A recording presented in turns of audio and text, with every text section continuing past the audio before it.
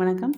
இந்த வீடியோவில் நம்ம பார்க்க போகிறது என்னென்னா, ஹெல்தி ஃபுட், அன்ஹெல்தி ஃபுட் மட்டும் இல்லை, நச்சுத்தன்மை உள்ள உணவும் நம்ம சேர்த்துட்டு தான் இருக்கோம் நமக்கே தெரியாமல். நம்ம எப்படி ஆரோக்கியமாக வாழலாம், என்னென்ன நச்சுத்தன்மையான உணவு இருக்குங்கிறது தான் இந்த வீடியோவில் பார்க்க போகிறோம். ஸ்கிப் பண்ணாமல் ஃபுல்லாக இந்த வீடியோவை பாருங்கள். இது வரைக்கும் நீங்கள் கேள்விப்படாத உணவுப் பொருள் தான் நச்சுத்தன்மை இருக்காங்கிறது கூட தெரியாமல் நம்ம சாப்பிட்டுட்ருக்கோம். இனிமேல் இந்த மாதிரி உணவை தவிர்த்துடுங்க. இது எல்லாருக்கும் பயனுள்ள வீடியோ, தவறாமல் பாருங்கள்.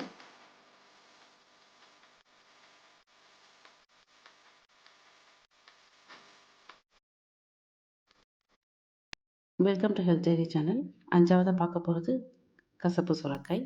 சுரைக்காயில் வந்து என்னென்ன நன்மை இருக்குன்னு முறை பார்த்தலாம். உடல் எடை குறைக்கிறதுக்கு, பிளட் சுகருக்கு, நம்மளுடைய ஸ்கின் வந்து நல்ல அலர்ஜி வராமல் இருக்கிறதுக்கு எல்லாத்துக்குமே வந்து சுரைக்காய் வந்து உதவுது. அதே மாதிரி சுரைக்காயில் தீமையும் இருக்குது. எப்போன்னா அது கசப்பாக மாறும்போது, சுரைக்காய் வந்து கசப்பாக இருந்துச்சுன்னா சாப்பிடக்கூடாதுங்க.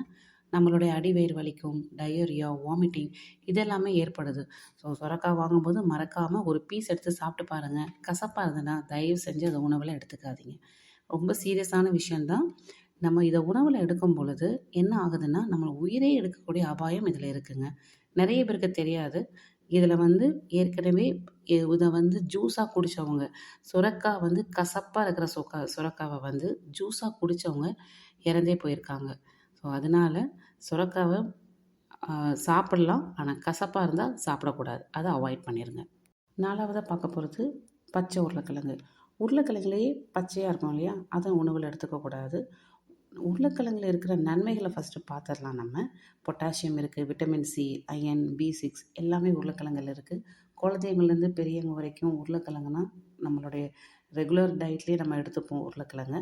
இது நல்லதும் இருக்குது. ஆனால் அதை எப்போ நம்ம உணவில் எடுத்துக்கக்கூடாது அப்படின்னா, உருளைக்கிழங்கு ரொம்ப நாள்பட்டு போனதாக இருந்ததுன்னா அதை நம்ம வந்து உணவில் வந்து எடுத்துக்கக்கூடாது.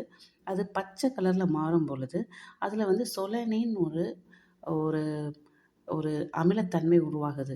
அது வந்து நம்மள உயிரையே எடுக்கக்கூடிய உயிரை கொல்றதுக்கு உண்டான ஒரு நச்சுத்தன்மை அந்த பச்சை உருளைக்கிழங்குல இருக்குது. அதை வந்து நம்ம உணவில் எடுத்துக்கக்கூடாது.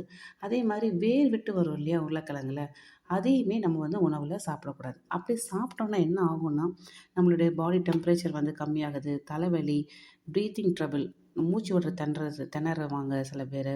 ஸோ இதெல்லாம் அவாய்ட் பண்ணுறதுக்கு இந்த மாதிரி பச்சை உருளைக்கிழங்க உணவில் எடுத்துக்காதீங்க.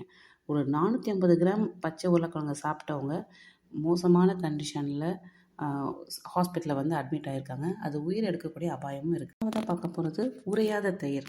நம்ம எப்போவுமே தயிர் வந்து டெய்லி நம்ம உணவில் எடுத்துக்கிறோம். ஸோ தயிர் வந்து எப்போவுமே உறைஞ்சதுக்கு அப்புறம் தான் சாப்பிடணும். அது குழந்தைங்கள்லேருந்து பெரியவங்க வரைக்குமே சீக்கிரமாக டைஜஷன் ஆகாது. ராத்திரிலாம் நம்ம சாப்பிடக்கூடாதுன்னு ஏற்கனவே சொல்லுவாங்க இல்லையா பெரியவங்க.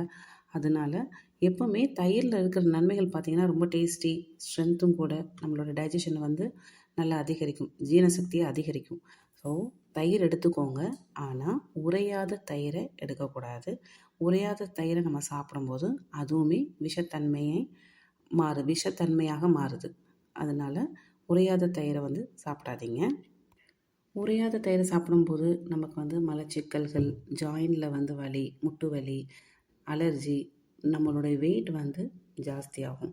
ஸோ அதனால் ப்ராப்பராக வந்து தயிர் உறைஞ்சதுக்கப்புறம் சாப்பிடுங்க. இல்லைன்னா நம்மளுடைய குடலில் வந்து அஃபெக்ட் பண்ணும், நம்மளோட பாடியை வந்து அஃபெக்ட் பண்ணும். 2ஆவதாக பார்க்க போகிறது கசப்பு பாதாம். கசப்பு பாதாம்னு எதுவுமே இல்லை. பாதாம் தான் கசப்பாக இருக்கிறத நம்ம சாப்பிடக்கூடாது. பாதாம் வந்து விலை கூட தான். அதனால் கசப்பாக இருந்தால் கூட சும்மா சாப்பிட்லான்னு நினச்சி சாப்பிடாதீங்க. அதில் வந்து சயனைடு இருக்குங்கிறாங்க. ஸோ பிட்டர் ஆல்மண்ட் நம்ம எடுக்கும் பொழுது கண்டிப்பாக நம்மளுடைய ஆக்சிஜனோடைய பேசேஜை வந்து அதை பாதிக்குது. ஸோ அதனால் பாதாம் வந்து கசப்பாக இருந்ததுன்னா அதை உணவில் எடுத்துக்காதீங்க. ஒரு 7-8 கசப்பு பாதாம் சாப்பிட்டவங்களே இறந்து போகக்கூடிய அபாயமும் இதில் இருக்குது. 1ஆவதாக பார்க்க போகிறது தேன் தாங்க. தேனை வந்து எப்போவுமே சூடு பண்ணி சாப்பிடக்கூடாது. அதில் இருக்கிற நன்மைகள் பார்த்திங்கன்னா vitamin, mineral, protein, anti oxygen, நம்ம எதிர்ப்பு சக்தியை அதிகரிக்கிறதுக்கு தேனில் வந்து அயன் இருக்குது. ஸோ தேனை எப்போவுமே உணவில் எடுத்துக்கோங்க. ஆனால் அதை வந்து சூடு பண்ணி சாப்பிடக்கூடாது. இப்போ நிறைய சில்லி பரோட்டா, சில்லி சிக்கன் இதிலெல்லாம் கூட ஸ்வீட்னஸ்க்காக தேன் சேர்க்குறாங்க. நம்ம எப்போவுமே லெமன் டீ குடிக்கும்போதும் சரி, அதிலலாம் வந்து ஹனி ஆட் பண்ணுறோம். அப்போது சூடான வாட்டரில் இந்த தேனை ஊற்றும்போது அதுவுமே என்ன ஆகுது, நியூட்ரிஷன் வேல்யூவை கம்மி பண்ணுது. அதுவுமே பாய்சனாக மாறுது. ஸோ அதனால தேனை வந்து ஹீட் பண்ணி சாப்பிட்டா நமக்கு வந்து வெயிட் கெயின் ஆகுது, உடல் உபாதைகள் ஏற்படுது. கசப்பு பச்சை உருளைக்கிழங்கு, தயிர், கசப்பு பாதாம், சூடு பண்ண தேன் இது எல்லாமே உணவில் எடுத்துக்காதீங்க. இந்த வீடியோ பிடிச்சிருந்தா லைக் பண்ணுங்கள், ஷேர் பண்ணுங்கள், மறக்காமல் சப்ஸ்கிரைப் பண்ணுங்கள். தேங்க்யூ.